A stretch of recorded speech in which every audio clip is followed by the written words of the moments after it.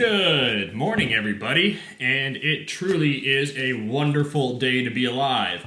Happy one day after Easter, so happy belated Easter to everybody. And check it out, we are into book number 2 of Life and Teaching of the Masters of the Far East by Baird T. Spalding.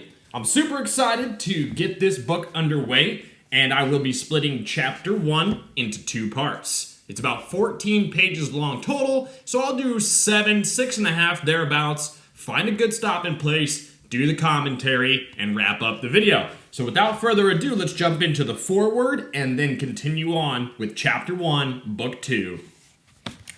In publishing this, the second volume of Life and Teaching of the Masters of the Far East, I am purposely omitting names of people and places.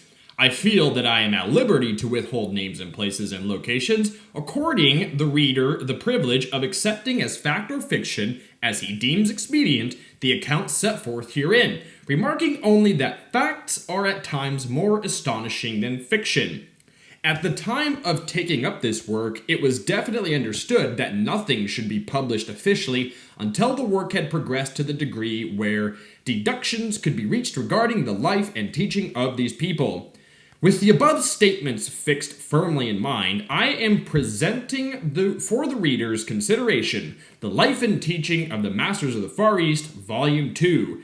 In this, I sincerely and with all respect remind the reader that the more receptive one is, the more one receives. The morning of January 1st found us up early with faculties alert. Everyone seemed to feel that there was something ahead that would make our past experiences but stepping stones for those to come. As we gathered around the breakfast table, the friend joined us, whom we had met on the roof of Emil's home in the little village where we had stopped while on our way here. You will recall him as the one who interpreted my dream. After exchanging greetings, he said, "You have been with us for more than a year. You have traveled with us and lived among us and shared our lives, and you have no doubt confidence in us. As you will be with us until April or May, I have come to invite you to go to the temple of the Great Tau Cross, which you have observed is cut in the rock of the cliff just outside the village." We found afterward that the rooms of this temple were cut from the rock that formed a perpendicular cliff over 600 feet high. The openings that formed the rooms were cut deep enough into the walls so that all walls were of rock.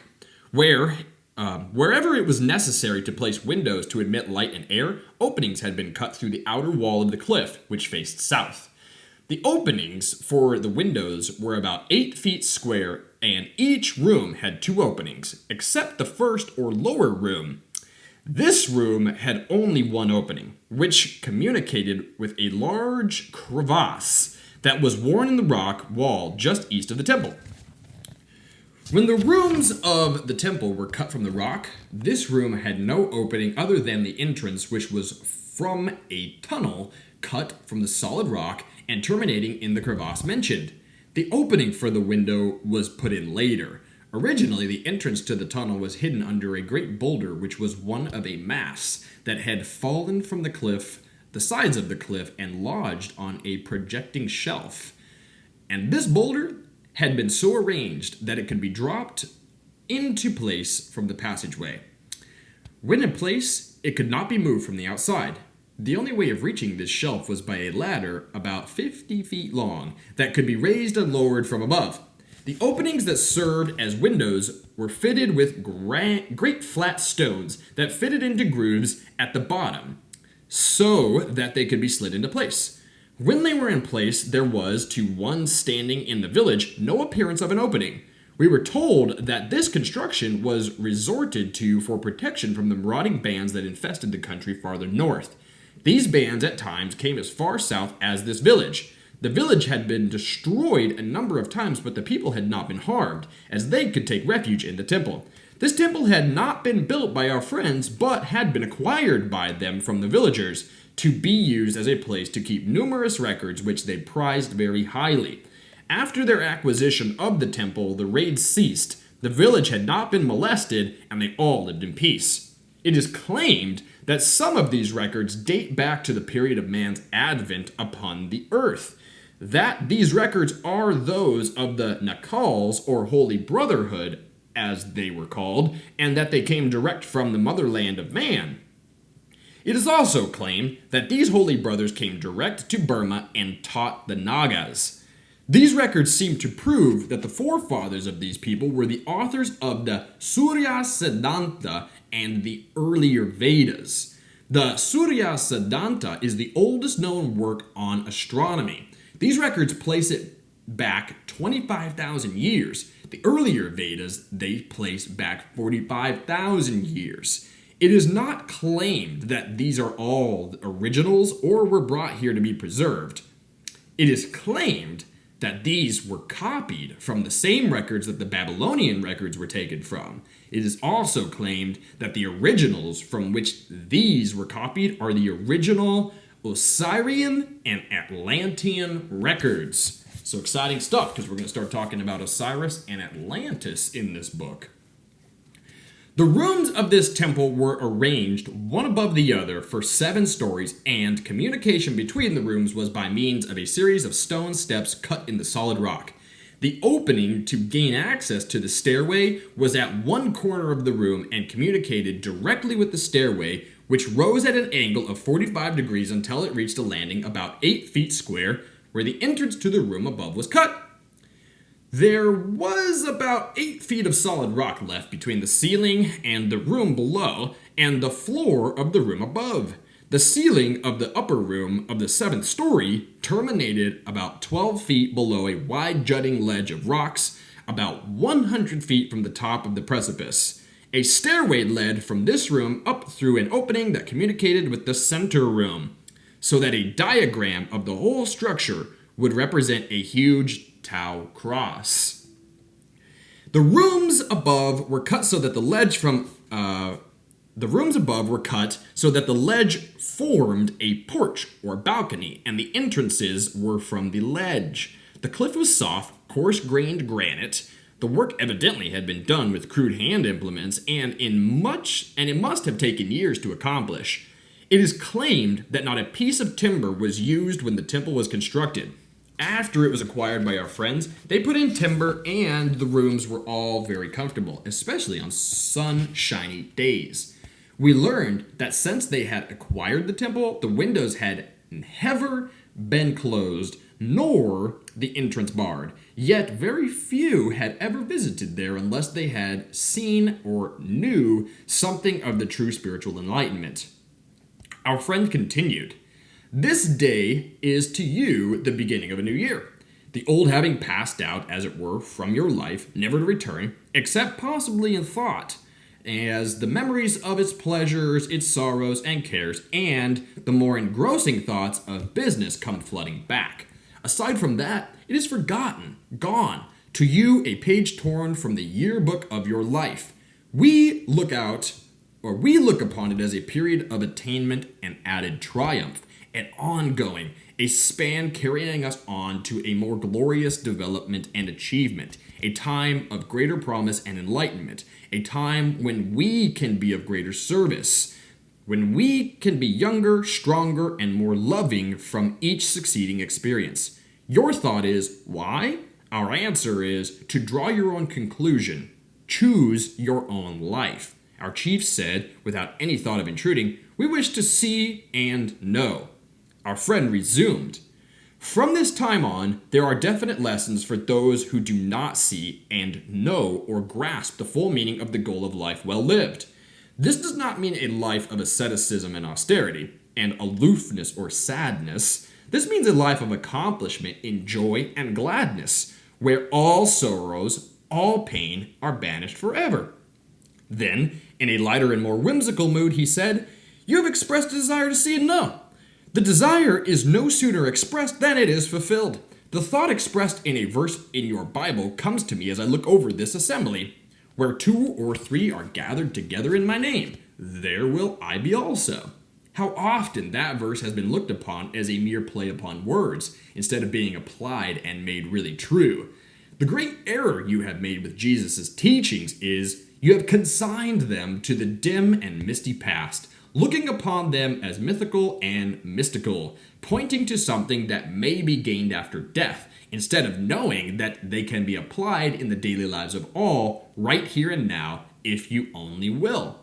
We wish it to be understood that we are not putting forth the claim that Jesus, as the Christ, represented a plane or condition of life in his own realization that had not been brought forth to a greater or lesser degree by a great many seers and prophets of other times and peoples.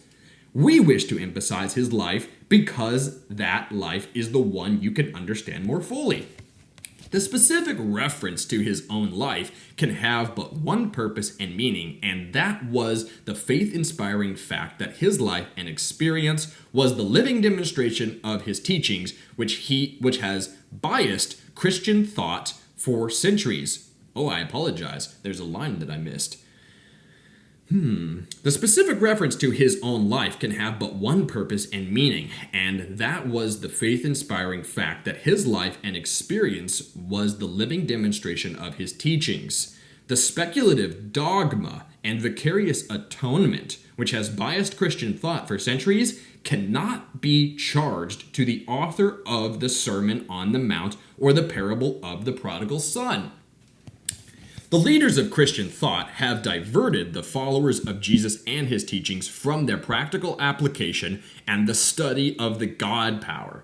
They have taught them to look upon his teachings as the experiences of the apostles after his time, instead of teaching them that the law upon which those teachings were based was an exact science which could be understood and experienced in the lives of all.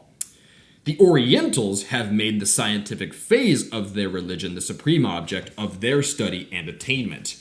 In this, they have gone to the other extreme. In this way, both have consigned their religion to the realm of the miraculous and supernatural. The one has become absorbed in the wholly ethical, while the other has become absorbed in the scientific side only. Thus, both have shut out true spirituality. The monastic life of retirement, asceticism, and seclusion from the world, whether in Buddhistic or Christian monasteries, is neither a necessity nor is it the true method of attaining spiritual enlightenment, nor the realization of the perfect life of wisdom and power as brought forth by Jesus. These monastic systems have been in existence for many thousands of years, yet they have in no wise accomplished as much for the uplift of the common people as did the teachings of Jesus in the few short years of his time here on earth. It is very well known that he embraced all their teachings, going through the initiations and studying the so-called sacred mysteries, the ritualistic forms and ceremonies, until he came to the teaching of Osiris. These were interpreted to him by a priest who held himself aloof from all the ritualistic, monastic, and materialistic forms of worship. This priest was a follower of King Thoth and the first dynasty of the Egyptian kings.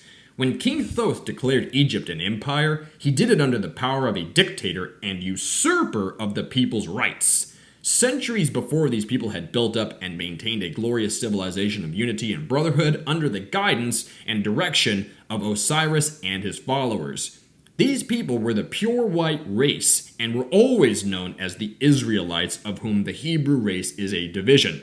Thoth ruled wisely and attempted to maintain the Osirian teachings, but after his day, the dark and material concept crept in as the Egyptian or dark hordes from the south, who had swept him into power, gained sway. The succeeding dynasties fell away from the Osirian teachings, gradually took up the dark concept of the dark race, and finally practiced black magic entirely. Their kingdom soon fell, as all such kingdoms must fall.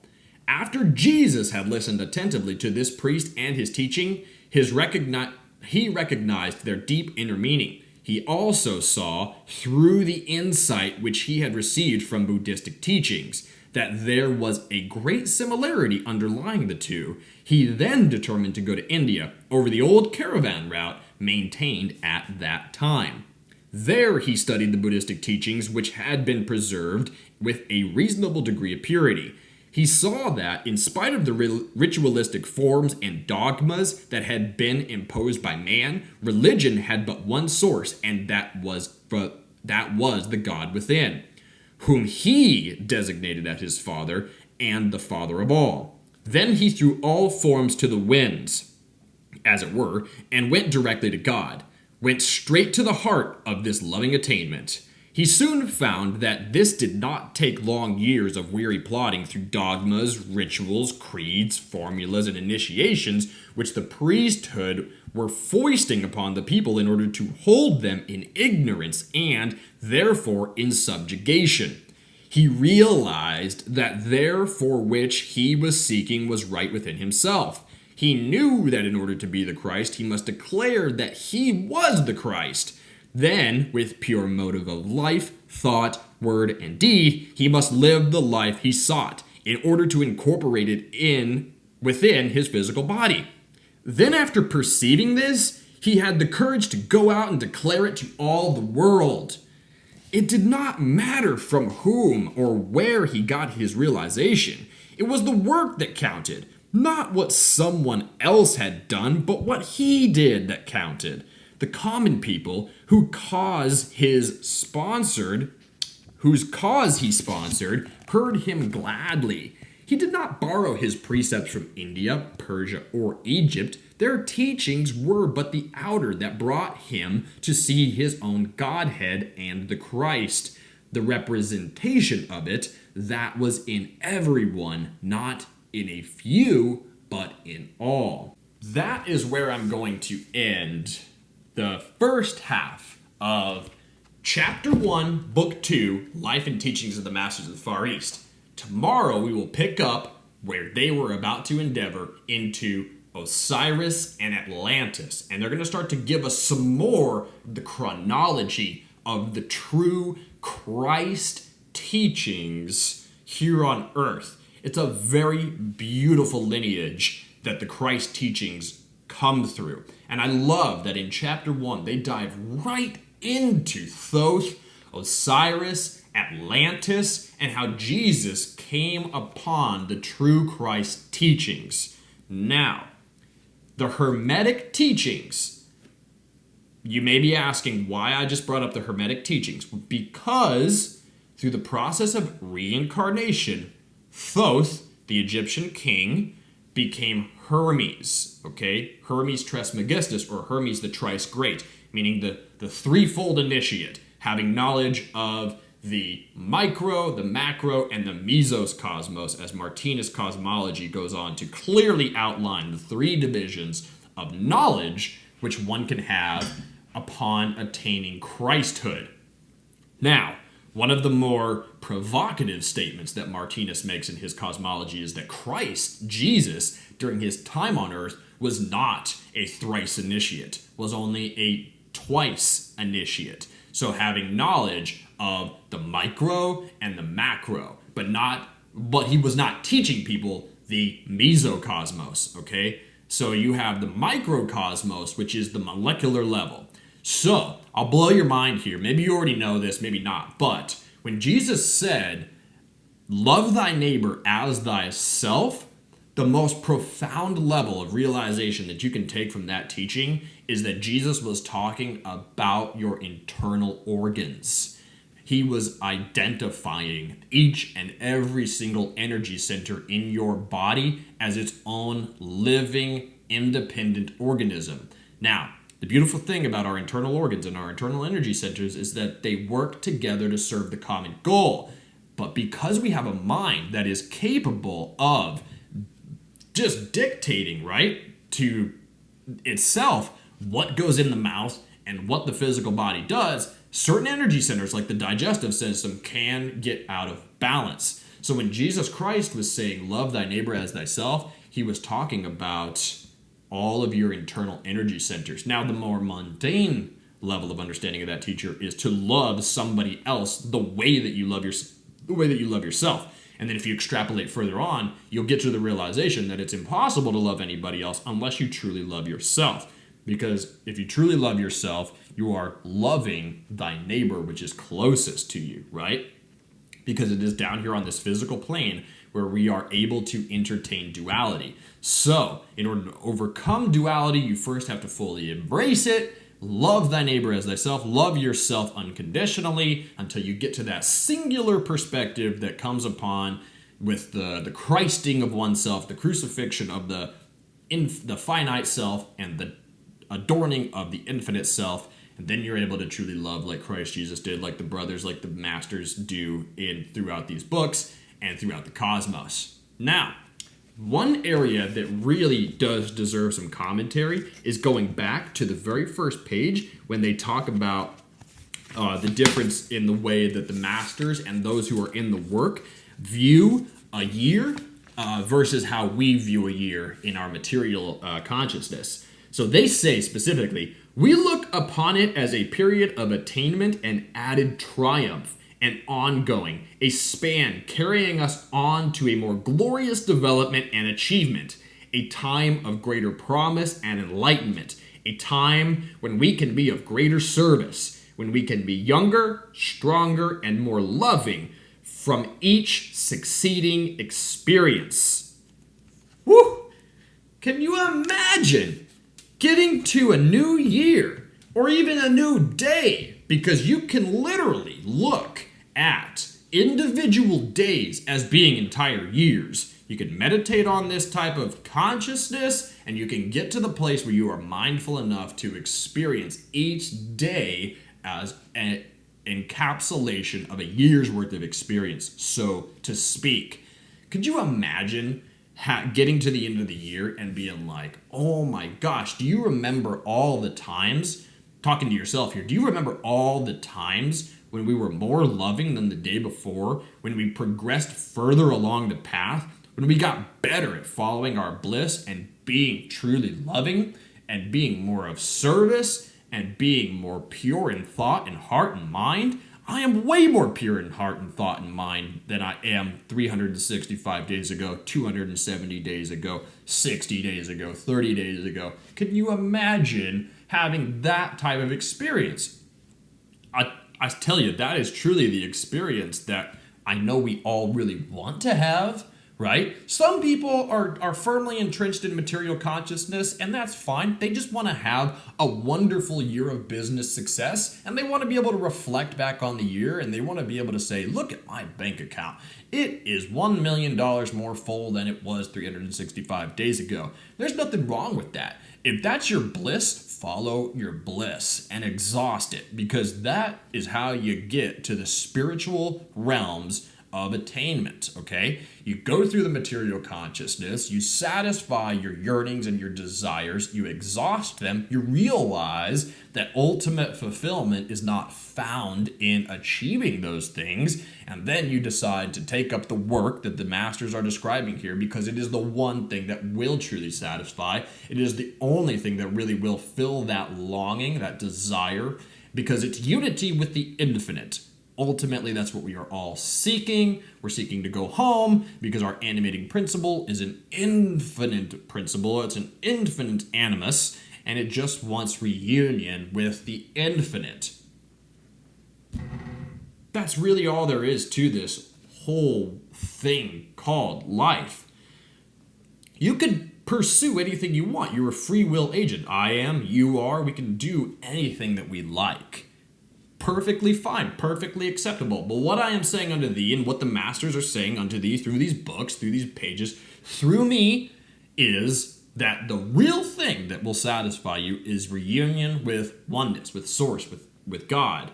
So, that's now covered, and we get into, how long have I been talking?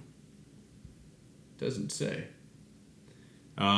Anyways, we get into here the process of Jesus going to the Far East, right? And studying Buddhistic teachings, maybe some Hindu teachings when he went to India, but then finding what he really came to find, what was really driving him along inside himself from a high priest that was sharing the Osirian teachings, which comes from the Hermetic teachings, which comes from Atlantis, and Thoth was a high priest in Atlantis, and Thoth was responsible for the creation of the Egyptian civilization.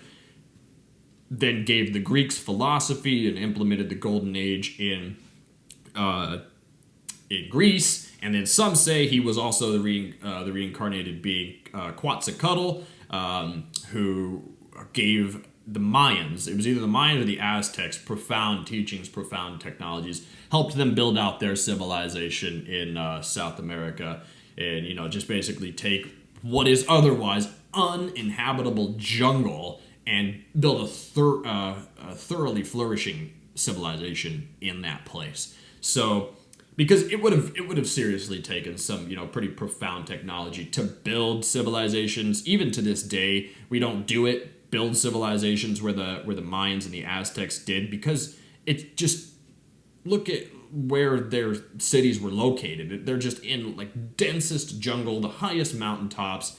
So it really was profound level of architectural achievement that human beings were able to live there in the first place. But they certainly didn't build those civilizations with conventional technology, because as scientists have even stated, we don't have technology today that's capable of recreating the civilizations that the ancients did. So it certainly was thought-assisted technology that helped these individuals levitate some of these stones that are so large and in these remote places, I can talk, and then live in these places that were just infested with the most noxious bugs, right?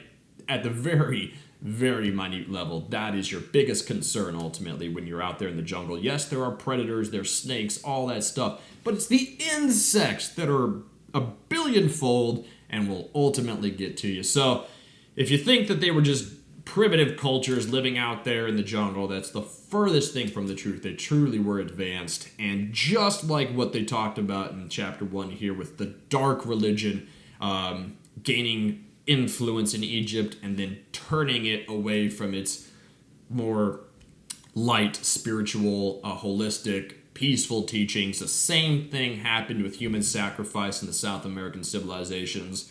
And the same thing has taken place in the United States of America with the military-industrial complex and the Hollywood movie industry and all of that stuff. So I will go ahead and get off the soapbox there. I'm super excited. It's Monday. We started another week of Alive and Thriving videos. I'm going to get this one posted for you very soon. I thank you for being here. Namaste. Hope you all had a wonderful Easter, and I hope you are getting one step closer to being able to accept that the true meaning of the Christian religion, the true teachings of Jesus Christ, were that the Christ is within you.